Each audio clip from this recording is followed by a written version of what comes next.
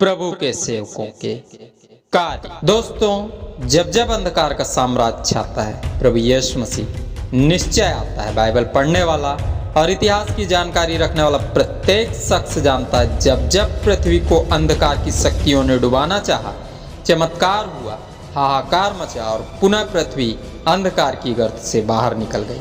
कोई माने या ना माने, पर यह सच है कि प्रत्येक चमत्कार प्रभु यीशु मसीह और उसकी शक्तियों के द्वारा ही संभव हुआ है।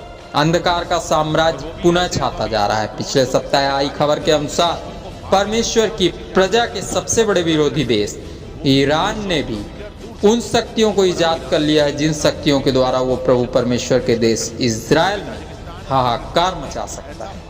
खैर, हमारा आज का विषय यह नहीं, तो आइए आज के विषय पर ध्यान केंद्रित करें और अपने अध्ययन को प्रारंभ करें।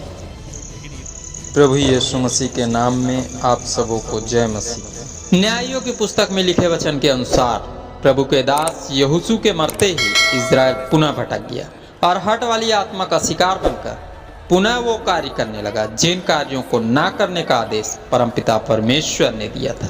सो इज़राइल पुनः आराम के राजा का गुलाम बन गया।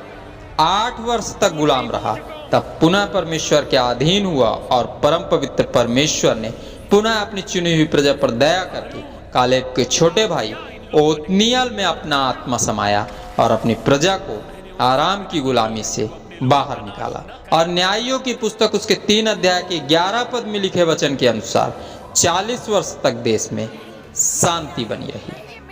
दोस्तों, वो समय अत्यंत करीब है जब प्रभु यीशु मसीह पुनः चमत्कार दिखाएगा। छाए हुए अंधकार के साम्राज्य से बाहर अपने चुने हुए प्रत्येक विश्वासी को ले जाएगा और इज़राइल की तरह ही उनका पालन पोषण पुनः जंगलों में किया जाएगा। ऐसा वचन में स्पष्ट लिखा है। वीडियो से जुड़ी अपनी राय कमेंट बॉक्स में अवश्य लिखें। प्रभु के सच्चे विश्वासी जय मसीह लिखकर प्रभु की महिमा जरूर करें। इज़राइल हठ रूपी आत्मा का शिकार होकर पुनः पाप पर पाप किया और फिर 18 वर्ष के लिए मोआब के राजा के अधीन हो गया।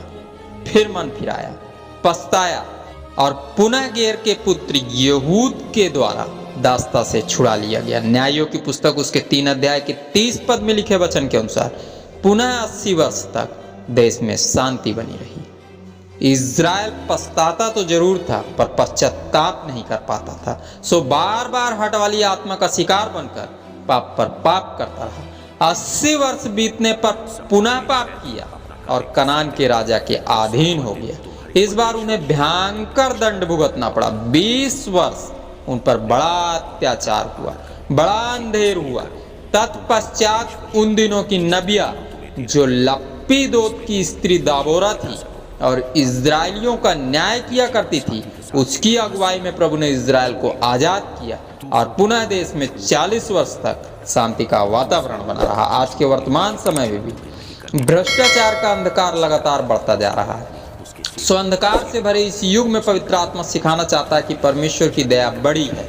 जब भी उसको सच्चे हृदय से पुकारा जाता है, वो उपाय जरूर करता है। सो निराश हुए बिना प्रभु के समीप बने रहें, उसको दुहाई देते रहें, उसकी महिमा करते रहें। हठ वाली आत्मा से बचकर प्रभु की आज्ञाओं पर चलते रहें और नीति वचन की पुस्तक उसके 29 अध्याय के 1 पद को सदैव स्मरण